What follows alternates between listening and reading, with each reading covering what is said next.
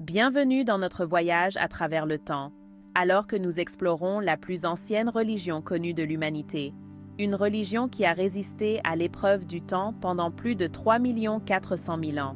Cette religion, connue sous le nom d'Éternel, vénère une entité divine nommée Yahovah, dont le mantra ancien et puissant est simplement connu sous le nom de Yah. C'est l'histoire d'une foi qui a façonné les civilisations, guidé les rois, et promis le salut à travers les âges. Depuis la nuit des temps, Yahovah, vénéré comme la force du feu sacré, le feu qui soutient la vie, a été la figure centrale du culte. La dynastie du Soleil, une lignée de rois, s'est vue confier le devoir sacré de vénérer Yahovah en accomplissant des prières devant le feu, un rituel qui plaisait aux cieux et assurait la prospérité de la terre. Dans les anciens Védas, Yahovah est synonyme de feu, le feu divin qui alimente le cycle de la vie. Les millénaires ont passé, et le peuple de la dynastie du Soleil s'est retrouvé sous la direction du prophète Moïse. Sa mission était de les conduire vers une terre sainte, un lieu où ils pourraient adorer Yahovah librement. Moïse, irrité par leur trahison, les maudit. « Vous avez abandonné Yahovah en mon absence. Ainsi, vous ne trouverez jamais le salut sans prophète. » Pourtant, alors que sa colère se calmait, Moïse prédit un événement futur, une prophétie selon laquelle un jour, le fils de Yahovah descendrait du ciel pour les sauver, unissant toutes les religions et toutes les nations sous une seule vérité éternelle.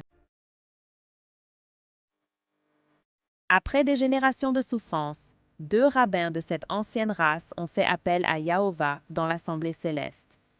La décision fut prise. Un prophète, symbolisé par un agneau né du soleil, allait apparaître.